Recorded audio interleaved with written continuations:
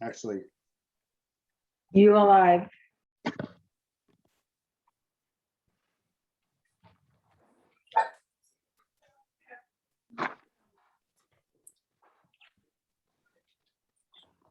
And you're muted, Steve. There we go. Welcome everyone to the November 23rd, 2021 City Council meeting. In the interest of government transparency with regards to deliberations and decisions made by the City Council and according to open meeting law, since this meeting is being posted as a Zoom meeting, this meeting is being recorded by video and audio and will be conducted by remote participation. Additionally, all votes taken by the City Council during this and future remote meetings will be by roll call vote. If you are calling on a phone, you can press *9 to request to speak. And if you are watching on a computer or device, there is a raised hand button that you can tap or press to request to speak. Please use either of these options during oral communications to be recognized to speak. So this evening, let me get, I know Jamie's calling in. So let me see if I can see him on the call before I bring him in. Allow to talk. All right, Jamie, can you hear me? Is this you? I think it is. Councilor O'Hara's calling in this evening, so we brought him in as an attendee, as a panelist. So this evening, I'm going to start from my upper left and go down to my bottom right. We have Councilor Cox, we have myself, Councilor LeBlanc, we have Councilor Pett, Councilor McCarthy, Councilor Holmgren, Councilor Memhard, Councilor Nolan, Councilor Gilman, and Councilor O'Hara. And also in attendance this evening, we have our IT Director, Ryan Knowles, our City Clerk, Joanne Sinos, our Chris, do we have an official title today, or what are we calling you? Interim CAO. Interim CEO, Chris Scarenza. We have our CFO, John Dunn, and we have our City Auditor, Penny Costa. All right, with that being said, Madam Clerk, can I have the first order of business, please?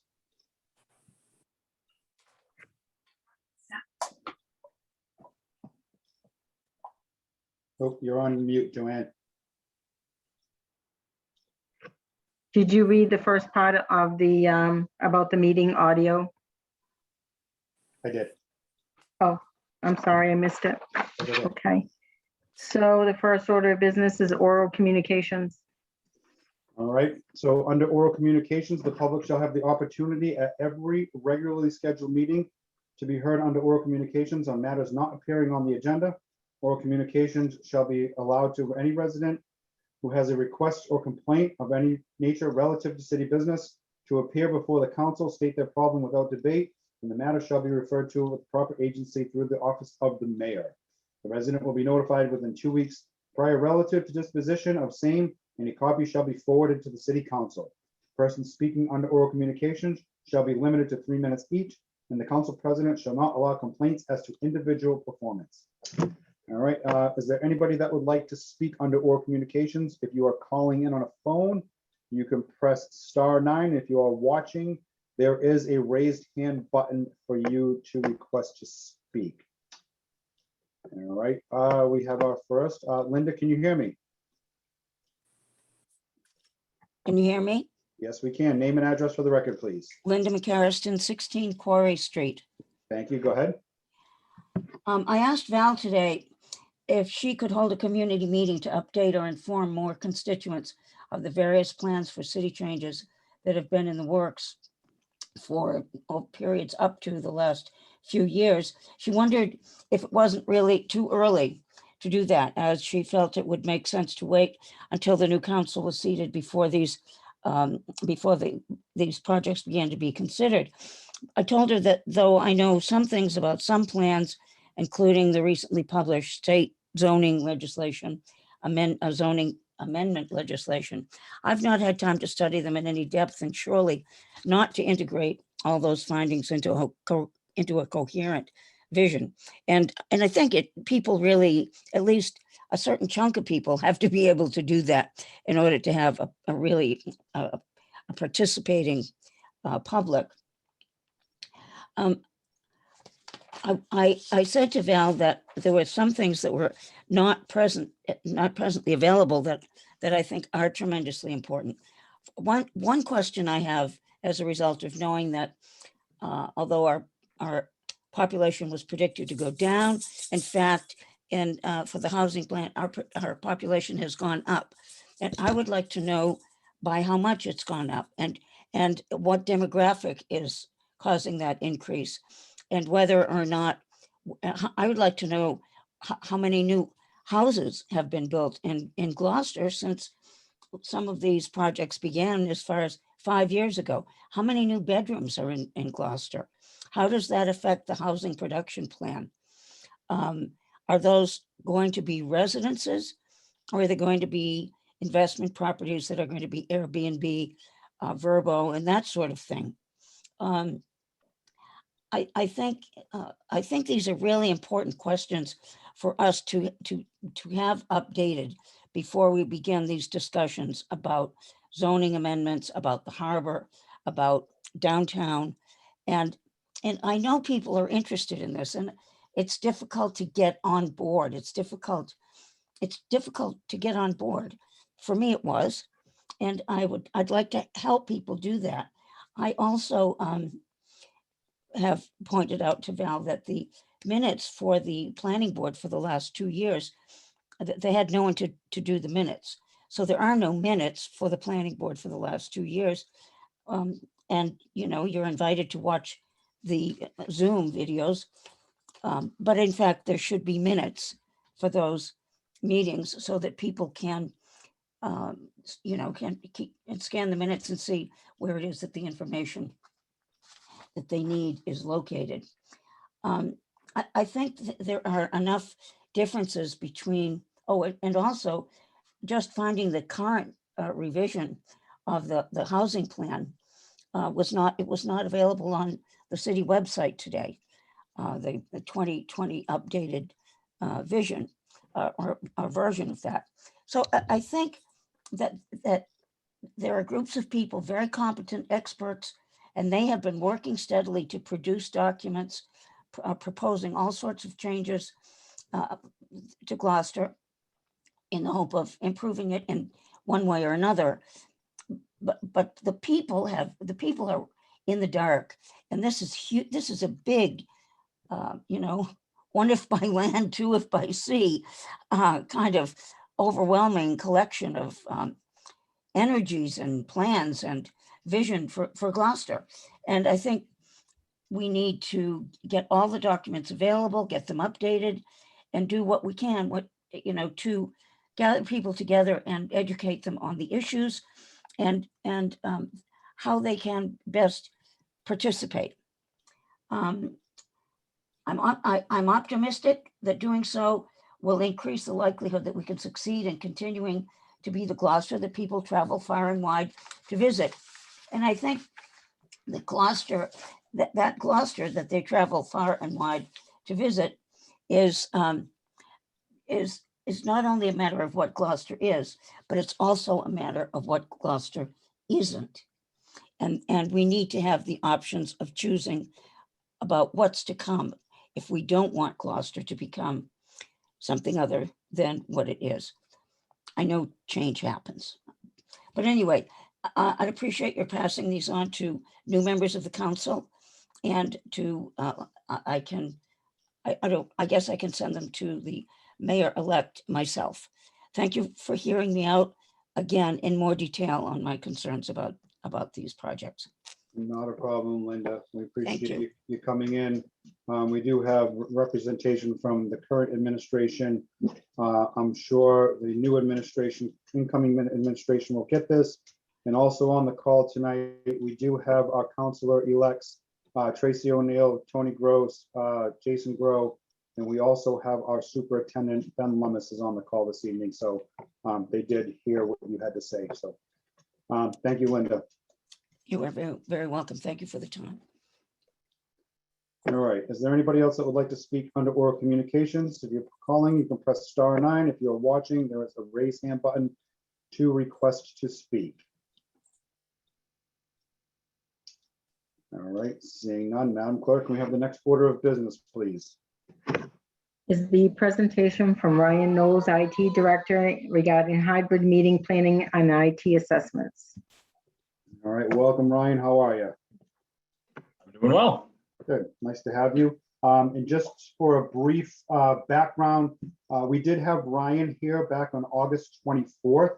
He gave us a full presentation at City Council. It is in the packet. We do have it on Zoom, so if anybody would like to go back to watch that, the presentation back then, he's going to give us some updates tonight, and we're going to ask him some questions. So I'm going to hand it over to you, Ryan.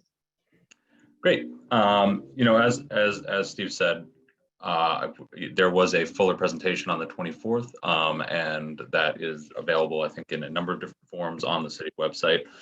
I did want to just briefly share the screen. Just one particular tab. Can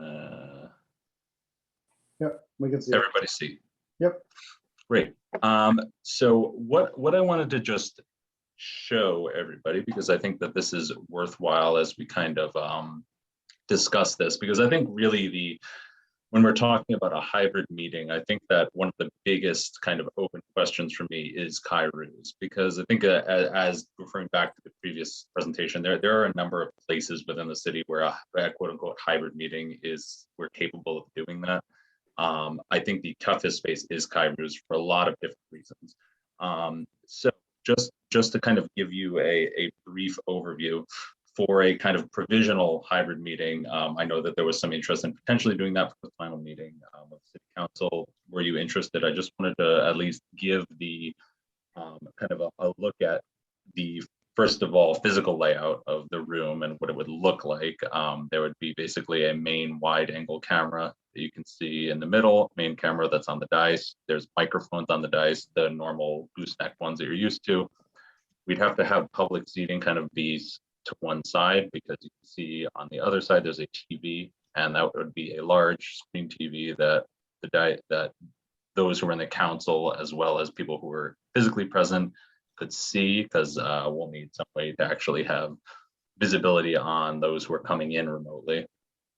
The P with the C and the M to the right or directly in front of the public seating is the podium with a camera, a smaller camera and a microphone that is there.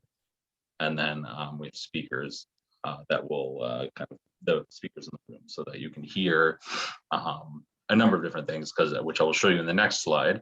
As well as then in terms of city staffing, we'd have the clerk kind of, Joanne from the clerk's office, someone from the clerk's office as is usual. But I think that one thing I do want to emphasize is that to do this, I or someone from my staff will have to be present for the kind of duration of the meeting because of the complexity of the setup in there for a number of different reasons, which I will show you briefly on the next slide. So this is, I did want to ask each of you in the council what hybrid meant to you, because this is what hybrid means to me. Which is to say that I think without kind of exhaustively going through this entire diagram, because I think that I don't want to waste our time just running through all these pieces, but there are a couple of different things that have to happen, and some pieces that I think make this a complex undertaking, which is to say that we have to get video from the room where you are all sitting to Zoom somehow so that people are at home can see it. We have to get your audio to Zoom. We have to get audio and video from a podium if someone is present and would like to speak to Zoom. And then vice versa, from remote participants, we actually have to get audio and video from them to Zoom and then back into Kairos. We have to have you be able to all hear, in the same way as we had some remote participants. Linda came on and spoke today. If you wanted to do that in a hybrid solution, what you would need to do is we would need to be able to pipe that audio into the room via the speakers. So we have to actually bring audio back into the room from Zoom, as well as video potentially, depending on what we have going on. If we have someone who's not able to physically be there, whether a counselor, a participant, analyst, or giving a presentation, whoever it may be, they would need to show up then on the TV so that we could see them and hear them. So when we're talking about the complexity of a situation where a hybrid kind of situation, we have a lot that goes into that. And especially in a room like Kairos, I think that that's really, it's important to consider the ways in which that room is unique because we have a very high ceiling. There's a lot of reverberation. We tried briefly to have some managers meetings in there and we had to stop because even without microphones, you couldn't even hear. It sounded like the Peanuts parents. You couldn't hear what anyone was saying just because of the echo and the reverberation in the room. So that presents a real difficulty when you're having audio, both input and output in the room, because what you'll end up having is feedback, echoes, these kind of things that I think we've all experienced to lesser or greater degrees during this pandemic year. So what I think that without, again, kind of having this be, too long term, basically just trying to say, I am willing to do it and I am capable of doing it in somewhere like Kairos. But I think that what I want to emphasize is that particular solution. The reason that I think I highlighted that as a challenging space in my previous meeting, and I still think it is a challenging space, is that that's not somewhere that I think we can immediately flip that kind of situation on. Because I think, just to be totally outright and honest, I don't have the staffing to be able to, because someone will need to staff that, to do that every other Tuesday or anytime we want to have a meeting in there. That is a challenging situation that I would need to create admin time, and I can barely spare my staff members. And I think anyone who works for the city can tell you that my staff and myself are driving and running around the city all day long, every single day that we work. We're flat out some days, and there's days that I'm trying to write 2 lines of code and I don't quite get to the second line by the end of the day. And that's just the day for me, and that's okay, and that's my job, and I take that very seriously. But I also emphasize that I think that given our current staffing levels, to have some kind of solution whereby someone needs to spend X number of hours every Tuesday or multiple times per week, I think that that's a particular resource that we don't necessarily have on hand right now. And I think that is a particular challenge there. But as I said, short term, if you want to do it for your last meeting, more than happy to do it to make that happen for you all. And I'm happy to be in attendance myself to ensure that goes off. And I think that I sent you all an email, and I think that this really comes out of a desire for me to have this be something that goes off well and reflects well on all of you and on our city. Because I take that, I take my job and I take the things that my office produces and the things that come out of us, even though a lot of it's for the internal digest, so to speak, of the city. I take it seriously, and I think that I want to embody excellence in everything I do. I don't want to kind of do it in a to be just straightforward, a half-assed way. I don't really think I don't think that embodies any kind of excellence. I think that embodies kind of, lazy spirit, and I'm not lazy, and neither is my team. So that's kind of the short and long of it. I'm, as I said, really happy to take any questions and field any questions, concerns that you may have. All right, Ryan, thank you. We appreciate the update, and we wouldn't expect anything less from you than half-assed. We don't want you to half-ass anything, buddy. We want you to go be perfection. If we're going to do it, or if the administration is going to do it, it should be right.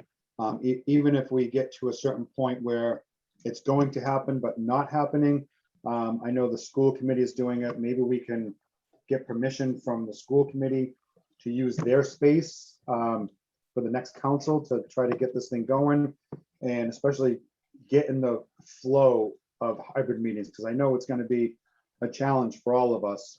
So maybe before we get the Kairos up and running, we get the school committee on board to let us permission to use their space and kind of get the flow going for the next council, or the next council that comes in can get the flow going and get used to it before they go into the Kairos. So, but I do want to also note though that if Kairos, if you don't want to do Kairos, that's fine. That it doesn't have to be. It's not the school or Kairos.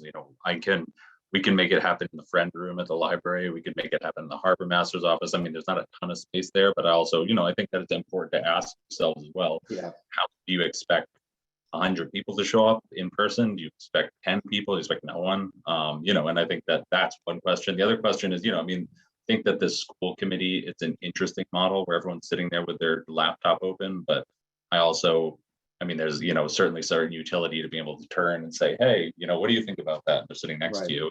But in a way, it doesn't feel that different from what we're doing right now. If we're just everyone's sitting there with a laptop open, and that's how it looks and sounds and all, and I think that in some ways a true hybrid shows it, like people maybe used to watch it like on, on KBN, on public access channel where you kind of see everyone sitting there. And I think that there's a certain visual utility in that in a way for if we're going to really do hybrid, to do it that way, there's, maybe in there as a bridge in the mid range, we do it like that, kind of school committee way.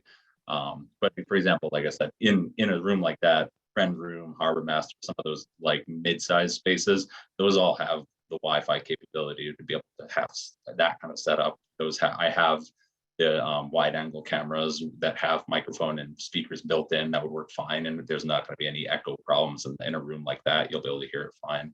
That with the TV, that's those are simpler to set up, and if those are going to be an easier lift, so to speak, than having to arrange with the school and all that. I'm happy to also make that work. Okay. I'm going to open it up to councilor questions. Councilor Pett.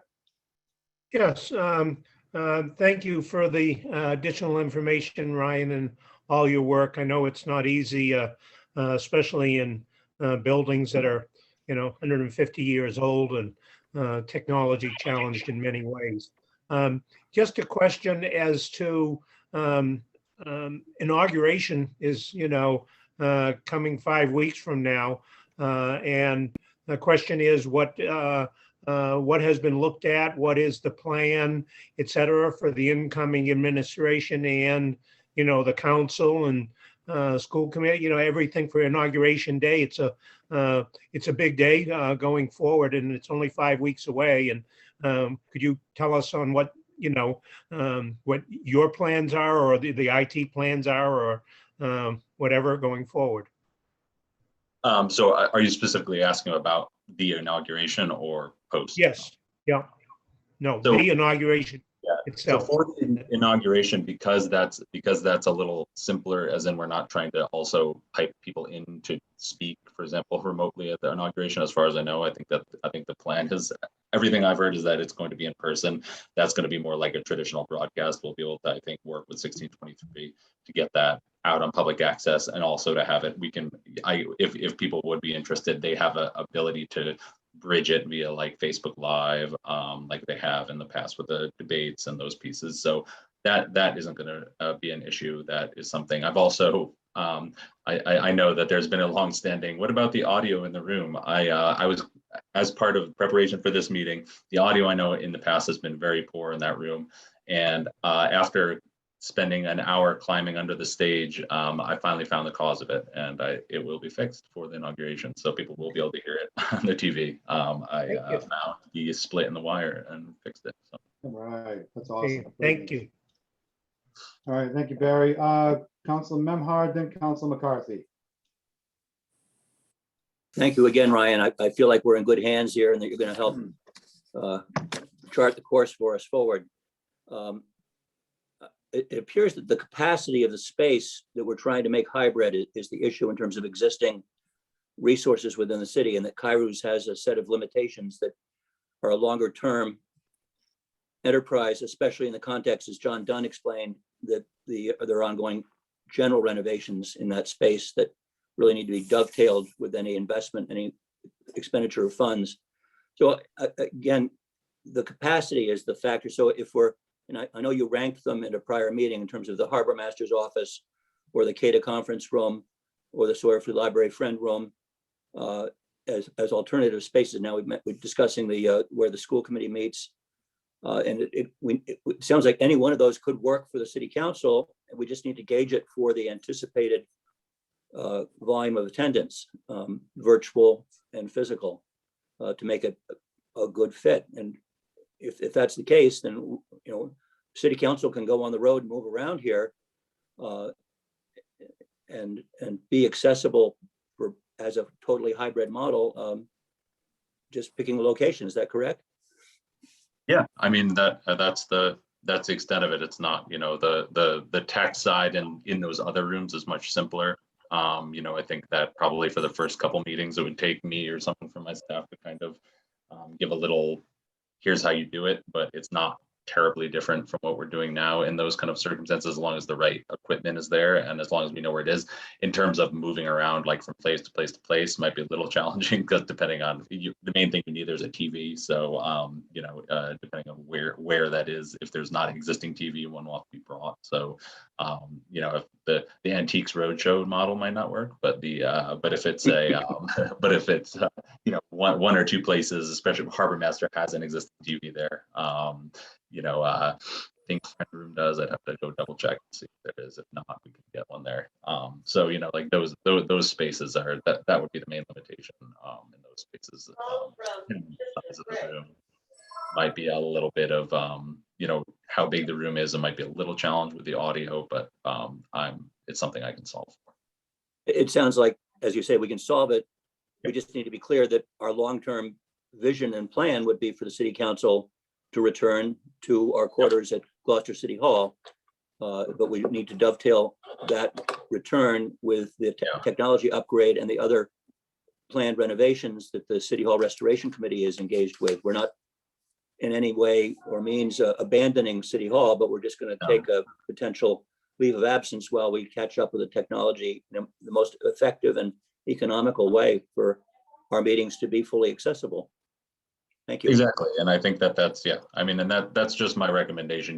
We could spend $80,000 and get it going in a couple months, probably 3 to 5 months probably take to get it end to end. But in terms of I believe that that's not my money. That's people who live here's money, and I don't want to spend it and then spend more to tear it all out and redo it later on. I think that's a poor use of of those funds. I would much rather, and I think it will look nicer, as Steve has mentioned, when you're sitting in Kairos, you see big orange Cat6 cables running along the front of the balustrade there. And I think, I'd love to not see those. I'd love to actually have it look nice and seamless, but also be technologically kind of accessible.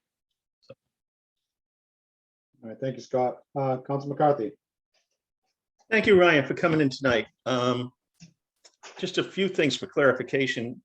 We've always known Kairos was going to be an issue. We talked about this back in May when we had you before us for your budget and a revisit with your budget. And it was Councilor Cox that actually left some money in there to try to soften the cushion later on for getting some of these things done. Several times over the last several months, I have asked about and let me just explain, that's one of the reasons why this council has always stayed with Zoom, because we wanted to be able to be viewed by everybody in the city, and we thought that was the best way to do it. However, in August, you did identify several locations that were easily done and had the capability to do. And several times we've asked, with our dozen or so commissions and committees, why they couldn't use these spaces and why we haven't been working on getting them back in. We've asked several times, is there any reason, like there've been several Waterways Board meetings that I haven't been able to physically attend, but I would have liked to either attend them or watch them in video. One was last night and I couldn't make it physically, but the capabilities there. Is there any reason that we can't have this? Have we been working on this right along since August, or is this something we just started working on recently, or are we working on it? So in terms of a board commission, I will say reasoning, I don't speak to any of the reasoning behind whether these things were or were not going to happen. The directive that I've had is that as of September 15th, that all meetings would be in person. Full stop. That's the directive I received, and that's what I acted on. My office, as I said, is busy, is got a lot going on, and so in terms of how I direct and choose how I spend my or my staff's time, I think that it's important for me to do things that I'm directed to do. In terms of could it be done, I think as I said in the August meeting, I have the equipment in my office. The capability is there. I have no technical barrier to accomplishing it. So I think that it's my belief is that I answer to the administration and that the directives that I received was that we were going to in-person meetings, and there was not a specific, no one said work. Also, they should all be hybrid. If they did, I would have made it happen. Thank you, Ryan. Thank you, John. Council Gilman? Thank you. Thank you so much, Ryan. Appreciate it. So I got a couple of questions. First of all, is it April of this year that we no longer will be able to allow to have Zoom and we have to go back to in-person meetings? Or hybrid? I guess that's a As far as I question. understand the extension that I think Governor Baker made, I think that is the kind of terminus ad quem of his current order. I will be interested to see whether that gets extended, because I think that there has been so much interest and kind of increased participation, and in general, just I think people have liked the ability to have Zoom meetings. And so in terms of the official order, I believe it's April. So, yes. So that would definitely have an effect on what it is we need to do, as well as for all of our other boards and commissions, correct? So there's something to be said that we need to understand what it is we have to do by a certain date. So that's Yeah, just, I think that will be largely a job for the the solicitor's office and the interpretation of what that ordinance means versus what we're actually doing. Yeah, My office, I tend to try to stay away from legal opinions. So. Okay. So I guess I agree with what Councilor Memard has said, that I think it doesn't really matter where we are, but I think we want to do this as a council. So if it works in the library at Gloucester High or the O'Malley Learning Commons or whatever, that we should really look at that as a hybrid model. And we realize, Ryan, that you would need to supply us with either yourself or a member of IT to be there for those meetings. And so my follow-up question there would be, how about for our standing committee meetings? Because that would mean a lot of resources. And I know our mayor-elect Verga is passionate that this is something that he wants to do. So maybe we need to go back and ask him to work with IT to come up with a plan that talks about the multi-steps that we need to take to make this happen, which would include money in the budget for this, because we can't burn you out by being at all of even the city council meetings would be an insurmountable time commitment for you or someone, right? You've got Monday, Wednesday, Thursday nights every other week, and then long city council meetings. And we understand that you would need to be there for that, even if we were at Gloucester High or wherever. So I guess I look at this as kind of a two-part approach with budgetary implication. And to me, it's really important. I think the silver lining in the pandemic was Zoom meetings and transparency became really evident, and we became pretty spoiled with Zoom meetings. So I would hate to lose that momentum, but it comes with a cost. So that's. It does, and I appreciate the recognition better one, because I think that's the I think that we could probably start working towards having it be a little bit more plug and play. I don't know that it would necessarily in perpetuity always require someone from my staff to be sitting there babysitting the whole thing. I think it will be a really profitable discussion to discuss. I think especially as we kind of go into this new administration and this new council, what is it that you want out of these Zoom, these hybrid meetings? Do you want to just sit there with your laptops open? Because that's not that different from what you're doing now. Just open your laptops and fire up the Zoom meeting. And the only difference is, most of you got to turn off the microphones or else it's going to be terrible. It's not a huge lift there. If that's what you want to do, we can set it up that way. But if you want it to feel a little more collaborative, you want to feel like people can see you all sitting next to each other and talking rather than weirdly turning to the side, in your camera, then, I think that takes a little bit more, but I still don't think it's impossible. I think that, I've for the health director interview, we had a kind of somewhat hybrid situation. It was very small. It was, with 3 members of, I think, the committee that were on that. But I used one of this in one of the conference rooms in the Cape building, you know, and I was able to leave for the day after I kind of helped them get it going. So I wasn't, you know, there for 4 hours, you know, babysitting it. So I think the capabilities are there and I think that someone could learn it. But yeah, I think that we need to have a real conversation about the necessary resources and where those are going to come from. Thank you. Thank you, Val. Any other councilor questions? Councilor Cox? I know we've spent a lot of time talking about Kairos, but in-person meetings also require our conference room to be, bless you, Steve. Our conference room on the main floor to be wired for committee meetings. A lot of the heavy lifting is done at committee level, and for people to be able to view those meetings as well as the full city council meeting, I think is important. Ryan, I admire that your work ethic and the work ethic of your crew. You have a great team, and I don't mean to pile more on you, but it is one of the aspects of our working together, and it's part of city council. It's not just, you know, every other Tuesday. It's the week on the committee week as well that needs to be hybrid and needs to be viewed.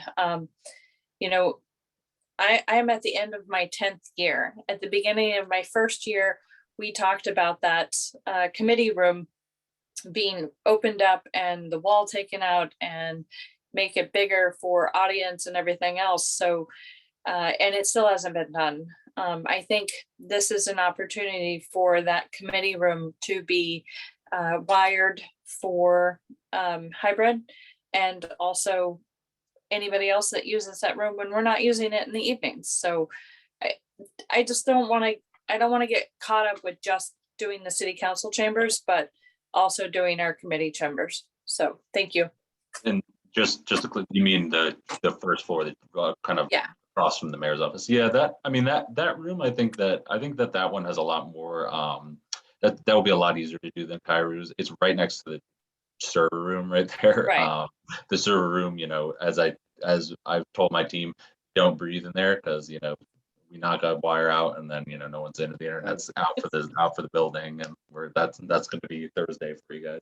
So, but I think that one has a lot more short-term capability. You know, even again, Yeah. on a bridge, it would be similar to the friend room. You know, there'd be a little bit of time and effort that we need to go into it, but I think that one's a pretty realistic space to be able to look forward. You know, if the only thing would be a little bit of it's a little bit to get a TV in there because of that weird L shape in there. You know, might be a bit of a challenge, but I think we could accomplish that. Awesome. Thank you. Thank you, Steve. Thank you, Melissa. Any other councilor questions? All right, so I'm going to speak a little bit earlier later this afternoon. We got a email from Patty Page requesting us to kind of push the hybrid for all committees, boards, and commissions. I totally agree with her. I think this is a no-brainer for citywide, but that ultimately doesn't come down to us. That goes through the administration. So we'd have to request that the incoming administration do something about that. And I think that, you know, the planning board, the ZBA, you know, all these meetings should be hybrid. But my questions and my concerns are, and this will be for the next council, is that how to maintain and how to function these hybrid meetings. Because if we do have a meeting, say hypothetically at the library in the Friends room, and I mean, who's going to be there? Is it going to be a couple city councilors? Is it going to be the council president? Some councilors may want to stay home and say, you know what, I can just do it from my house.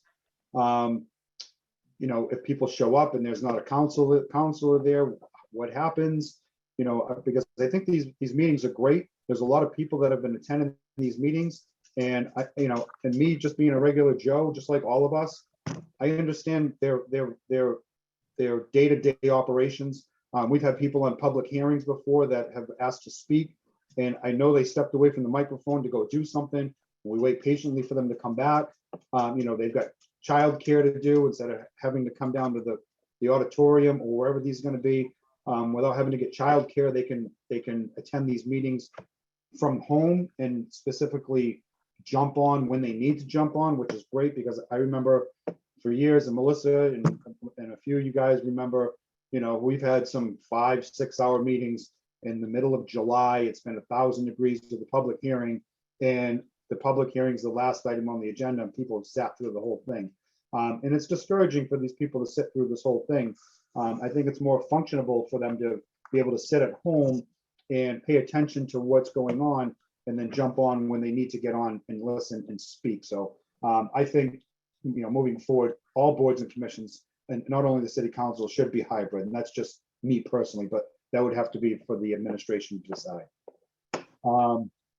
And that would have to be for the next council on how to set up a procedure part for maintaining and running these council meetings. Like I said, who's going to be at the meeting, who's going to be at home, and how to get the public involved with the council, whether they're there or not. So without any other questions for Ryan, are we all set with Ryan?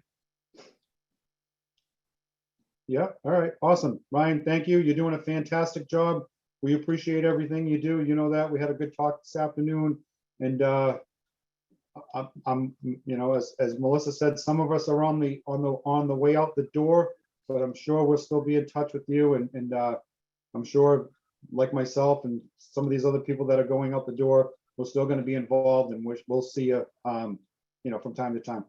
Scott, did you have something real? I was just going to ask Council President if we could request that Ryan submit that updated presentation that he shared with us, so through Joanne in the clerk's office, so that's readily available to all of us again.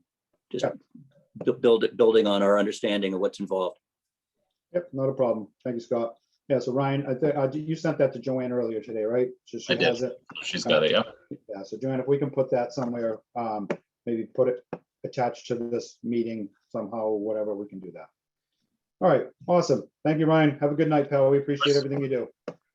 Thanks Thank you. again. Night. All right, and before we start, we have our police chief has joined the call for the meeting tonight. So, Madam Clerk, next order of business, please. Next order of business is the confirmation of new appointments. All right, I'm going to hand it over to our ordinance administration chair, Councilor Nolan.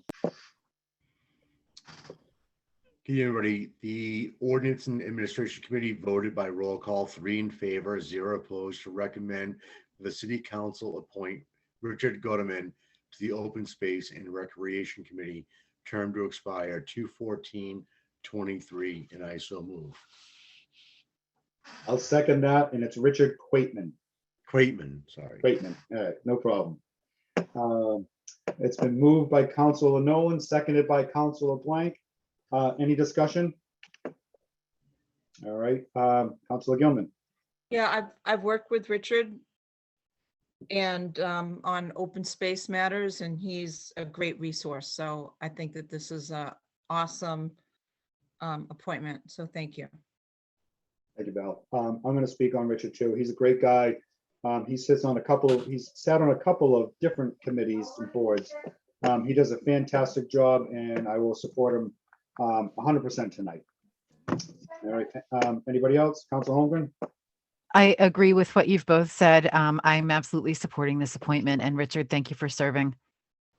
I don't see him on the call this evening, so we invited him, but we all know who he is, obviously, and he does sit on a couple other boards. So anybody else before we move the motion?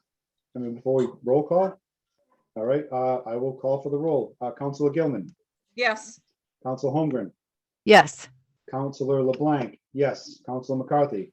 Yes. Councilor Memard. Yes. Councilor Nolan. Yes. Councilor O'Hara. We do have Jamie on the call. I was gonna hold off on Jamie. Councilor Pett, Yes. Councilor Cox, Yes. and Councilor O'Hara. Can you hear me? All right.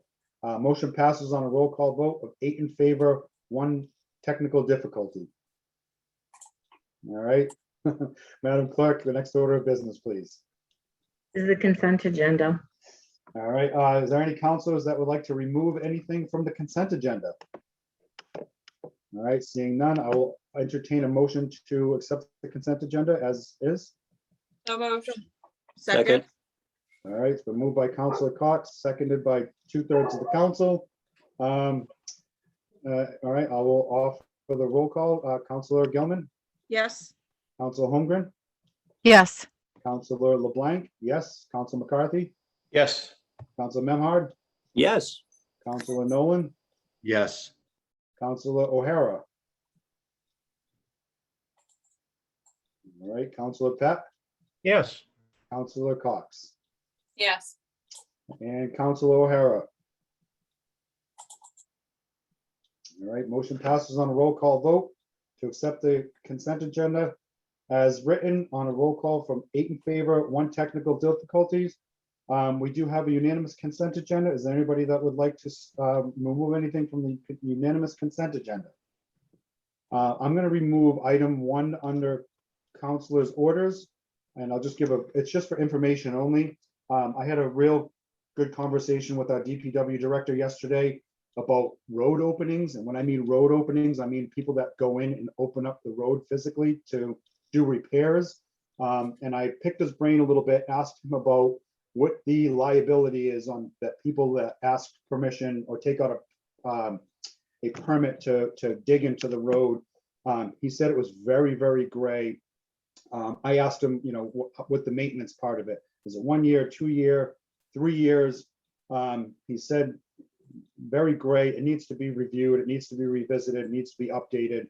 I put this on the agenda. It's probably not going to go through with this council, so it's probably going to go through with the next council and ordinance administration.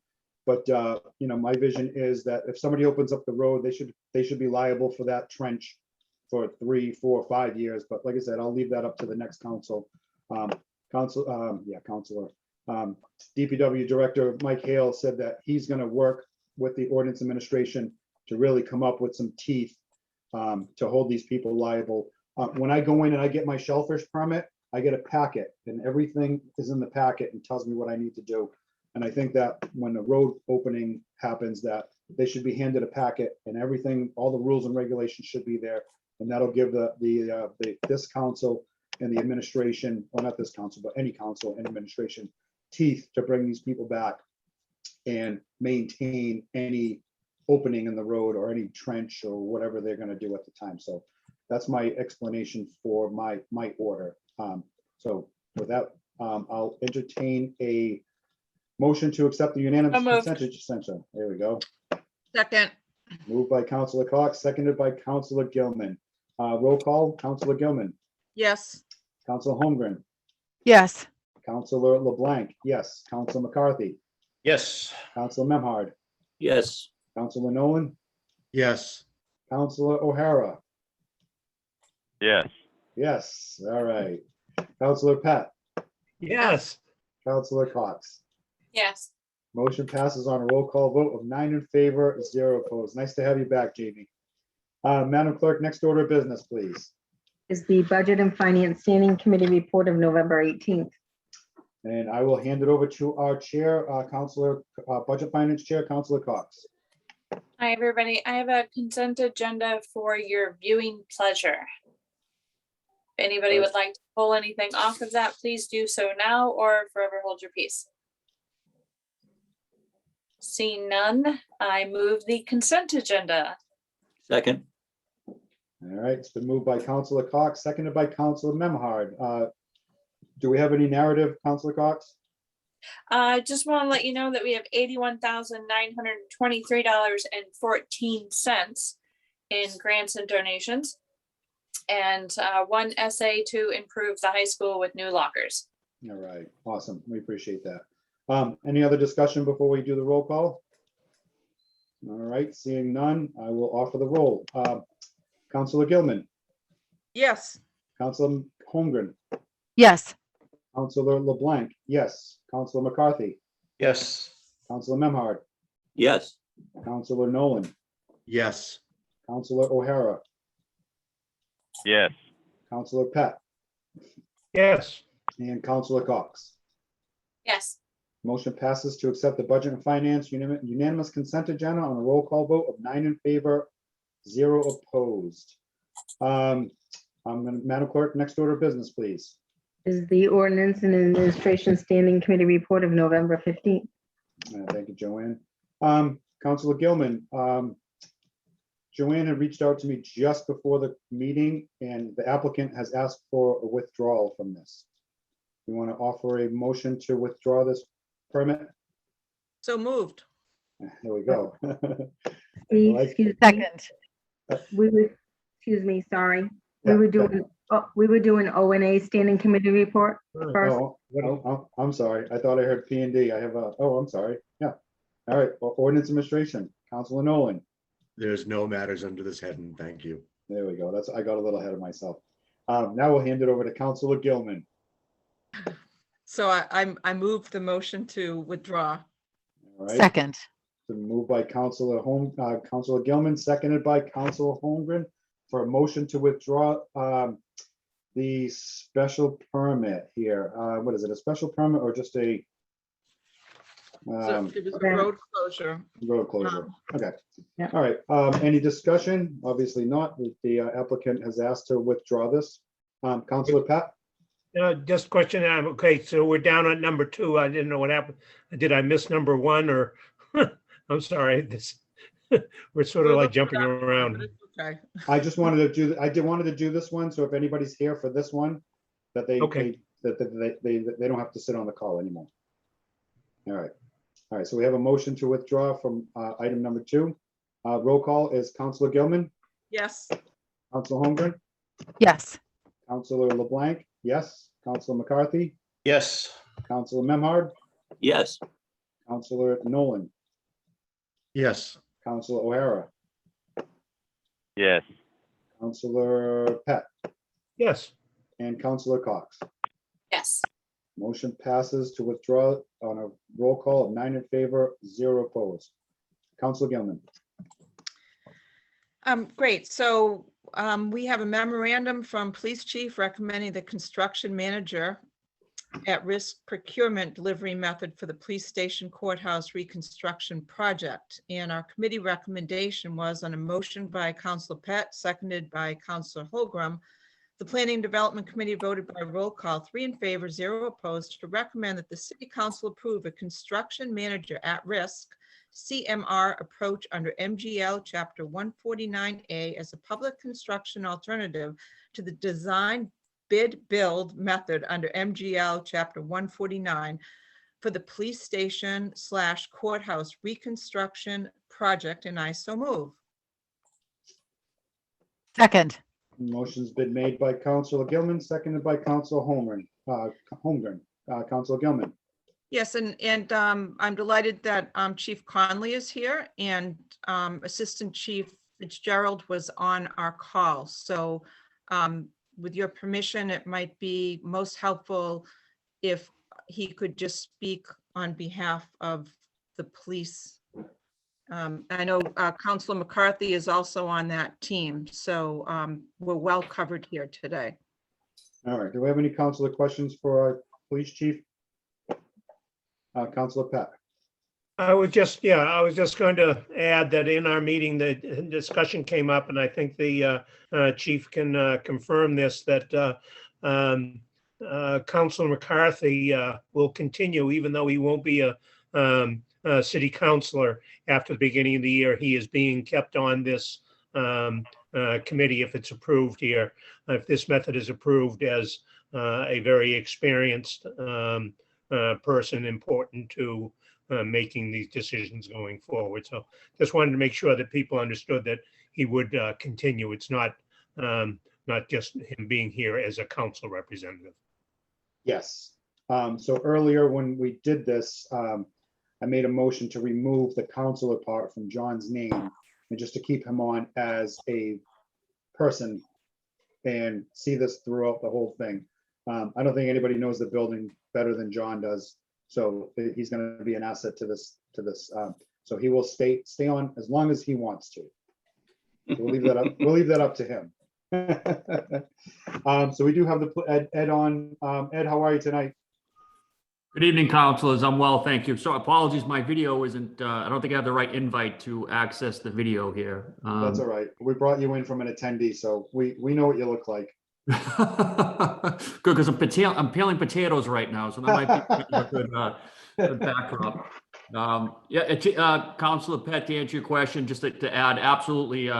In fact, I would add to that Councilor McCarthy doesn't have a choice. I know where he lives. I know where to find him. I know where to find him in Florida. So he doesn't have a choice, and we look forward to having his institutional knowledge to bring to bear on a lot of difficult decisions that have yet to be made. Awesome. Any other questions for the chief? All right, seeing none, we have a motion, we have a second. Any other discussion before we move on? All right, I will ask for the roll. Councilor Gilman, Yes. Councilor Holmgren, Yes. Councilor LeBlanc, yes. Councilor McCarthy, I guess I have to say yes. we know where you live, John. Councilor Memhard, Thank you, John. Yes. Councilor Nolan, Absolutely. Councilor O'Hara, Yes. Councilor Pett, Yes, and thank you, John, for remaining committed to the city going forward. and Councilor Cox. Yes, and thanks, Tom, for taking one for the team and sticking with it next year. Thank you, John. All right, motion passes on a roll call vote of 9 in favor, 0 opposed. Thank you, Val. Madam Clerk, can we have the next order of business, please? Go ahead. Counselor, Yes. Mayor, I move to reconsider. Motion to reconsider. All right, we have a motion Second. to reconsider, and we have a second by Council Holmgren. All right, everybody understand the motion to reconsider? All right, I'll start off with Councilor Gilman, No. Councilor Holmgren, No. Councilor LeBlanc, no. Council McCarthy, No, Councilor Memhard, No. Councilor Nolan, No. Councilor O'Hara, No. Councilor Pett, No, and Councilor Cox. No. All right, motion to reconsider fails on a roll call vote of 0 in favor, 9 opposed. And I'm just going to explain the motion to reconsider. I know we have Tracy on the call, and for the people that don't know what a motion to reconsider is, so after we do a vote, we have 24 hours to reconsider our vote. So we can go into the clerk's office tomorrow and reconsider our vote, and it will be brought back to the next council meeting for a revote. So the motion to reconsider basically shoots down our opportunity to revisit this within the 24-hour period. So basically the vote stops tonight. We can't go into the clerk's office tomorrow and ask to change our vote. And therefore, it will not be back on the council meeting. We usually use this to expedite certain things that are time constraints. So we're trying to get things in before a certain time. So I don't think there was a certain time for this, Val, but I think this is a good reconsideration to it passes with this council meeting and it doesn't get bumped out to the next one for some reason if somebody goes in tomorrow. So everybody that's listening, that's what a motion to reconsider is, and this is why we did it. Madam Clerk, Councilor Gilman. Yep, thank you. I would like to add one thing that came up at P&D. Councilor LeBlanc, you were there, so you remember what we brought up. But I'd just like to make it known that RZ 2021-003, in accordance with GZO Section 1.11.2A, amend GZO Sections 2.3.1 residential uses, 3.2 dimensional table, 3.22 dimensional requirements for multifamily dwellings and their accessory uses other than signs, and 3.1.6B, building heights in excess of 35 feet. That was to be continued until December 8th, 2021. However, we had made a decision that we wanted to not bring that to P&D until the new council meets after the first of the year. So I just wanted to mention that for the members of the public that might be on the call, and for the rest of the council that had not that opportunity to hear us say that at our P&D meeting. So thank you, Councilor. Thank you, Val. Madam Clerk. Okay, so I just want to mention on that matter that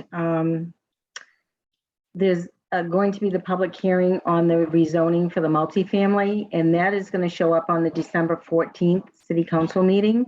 And the reason we had to advertise for that because of the time requirements that the city council needs to hear it.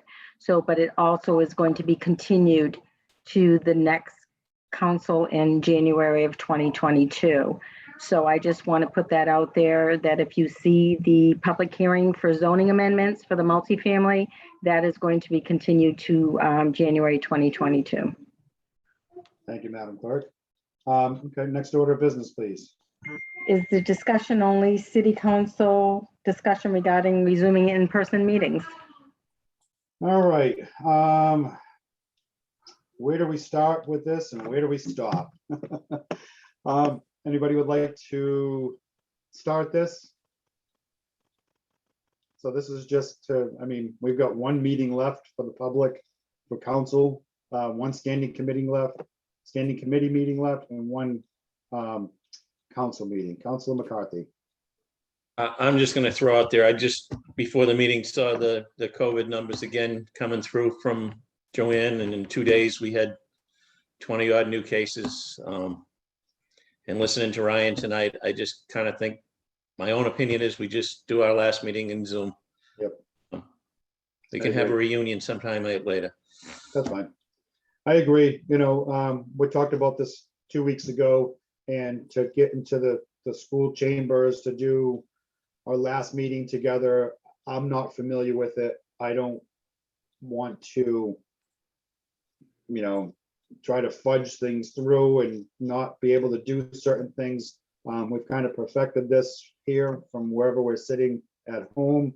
And I agree with Council McCarthy. I think, you know, if we got to get together at some point, have a glass of wine or a drink somewhere, then we'll do that at another time. But we'll get our city business done and we can figure things out. We can still yuck it up at our last meeting and give kudos or whatever we have to do online. All right, anybody else? I guess that's it. All right, awesome. Madam Clerk, next order of business, please. Is council's request to the mayor. All right, I'm gonna start with Councilor Cox. I have none. Thank you. All right, Councilor Pat. Just a wish for everyone to have a safe holiday coming up. And understanding, as Councilor McCarthy has said, we've gotten some information, the numbers continue to increase. So ask everyone to be, you know, cognizant of what you're doing and who you're with and how closely you're with them or whatever. But hopefully everyone has a safe and healthy holiday, and including actually holiday season going forward. Next week, on Tuesday, the temple invites everyone to come and see the world's only lobster trap menorah get lit on Tuesday evening at 5:30. We'll be outdoors and serving things like, you know, latkes and that type of things outside. And we hope everybody can come join us and show us how the Jewish community can make lobsters kosher. I hope Rabbi is not on the call this evening. Awesome, Barry. Thank you. Council McCarthy. Nothing, but I'm in for one of those kosher lobsters. Yeah, me too. Council Holmgren. Nothing. Echoing Barry's sentiments. Have a very safe and happy Thanksgiving. Consider getting a booster if you haven't already done so. I believe they have been approved for all adults now, and I'll see you at the menorah lighting. Thank you, Jen. Council Memhard. Thank you all. Ditto, ditto, ditto, ditto. I would make just a reminder that the election's not over yet, and that Barry and Tracy have a recount on Monday, December 1st, and I wish them both good luck and to see who will be working with, serving on the council next term. Thank you, Scott. Councilor Nolan. Lots of dittos and dittos and dittos. The one thing I will want to thank is I want to thank Ringo Tarr and his team and the Peak family for getting the tree up for the boulevard at Kent Circle. It looks wonderful. There's a lot of hard work. Those guys did an excellent job. Thank you, Sean. It's like a Seinfeld episode, the yada, yada, yadas. Council O'Hara. Thank you. The Magnolia Library is going to be hosting a blood drive on the 29th of this month for Manchester, New Hampshire Fire Captain Steve DeRocha. Fire Captain DeRocha was burned in a multifamily fire in Manchester, New Hampshire on November 6th. He's burned, unfortunately, over 35% of his body. Burn patients use a tremendous amount of blood product in their, unfortunately, very painful recovery. So we ask everyone who's able-bodied to consider calling Dana Farber. All the information's on the Magnolia Library website to make an appointment. We will be having 4 other Red Cross collections in the name of Stephen DeRocha as well. I have 2 other requests to the mayor, one dealing with snow, sidewalk removal. A constituent emailed me. She's a senior citizen, lives on a corner lot in the center of town. She has been living up to the ordinance of removing the snow through another senior citizen. Unfortunately, he's had a heart condition and cannot continue. She's called around to many companies. No one will remove snow from the sidewalks. Obviously, everyone's dealing with employee issues. So this is a real issue that I've been advocating that I think we as a city need to address because it's reality. That snow is not going to be removed. We have an ordinance on the books, and our most vulnerable constituents, taxpayers, are the ones who worry the most about it. And I just think some way we've got to address this, get it off the books, put the ownership on the city. Also, another constituent emailed me a picture at Oak Grove Cemetery. It was a rather sad picture of dozens of poop bags from apparently dog owners who are letting their dogs walk, run in the cemetery. And possibly the mayor, whether our present mayor or the incoming mayor, can address it through public service announcement. This isn't just a problem in the cemeteries, which is an ordinance issue, but it's happening all over at the boulevard. That dogs are a wonderful part of everyone's life, and a happy dog is a tired dog. And dogs need to run, but there are certain areas where they can't run. And possibly we as a city need to expand areas that we can legally allow dog owners to take their dogs. But I think dog owners need to show respect to our cemeteries, families that have loved ones. To show that disrespect is unfortunate. So I hope that the mayor, present and future, can address this. Thank you very much, and happy Thanksgiving, everybody. Thank you, Jamie. Councilor Gilman. Thank you, Counselor. I have 2 brief things. First, from my meeting on October 9th at Corliss Landing, which was attended by about 60 abutters, I need to review with both Mike Hale and TJ Shimataro some of the questions that came up. So I probably can answer about half of them on my own in having chatted, but I just need to permission to be able to meet with both of them to, it can just be sending them the information to get answers so I can get back to the abutters and let them know what the answers are. I shared that with all the counselors, so, and the incoming counselors as well, so you know what those questions were.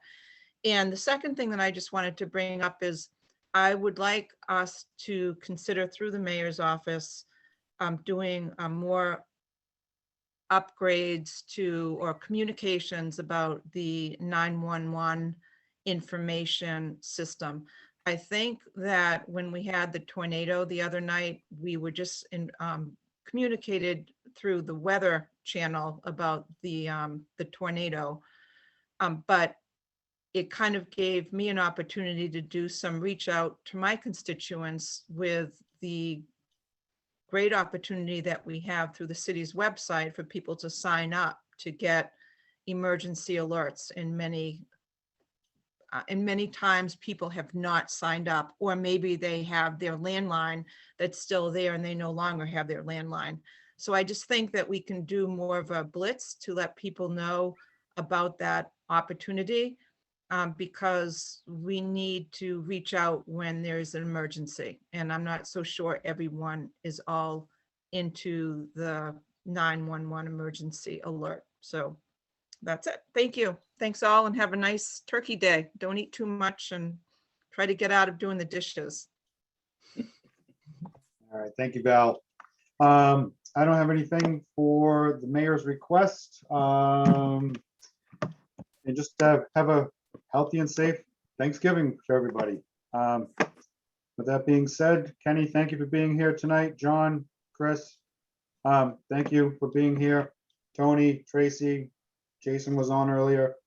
We appreciate you. And, Linda, you were here earlier. You come to quite a few meetings. And Mary Ann, I'm going to give you a shout out too. You come to all our meetings. We appreciate your civic duty that you guys put into this. And we appreciate you guys being here. With that being said, I will offer a motion to adjourn. I will entertain a motion. So moved. Second. All right, moving to second. Councilor Gilman, Yes. Councilor Holmgren, Yes. Councilor LeBlanc, yes. Councilor McCarthy, Yes. Councilor Memhard, Yes. Councilor Nolan, Yes. Councilor O'Hara, Yes. Councilor Pat, Yes. and Councilor Cox. Yes. All right, we have a 9 in favor, 0 opposed to adjourn. Thank you, everyone. Have a great evening and have a safe holiday. Good night, everyone. Thank Night, you. everybody. Happy Thanksgiving.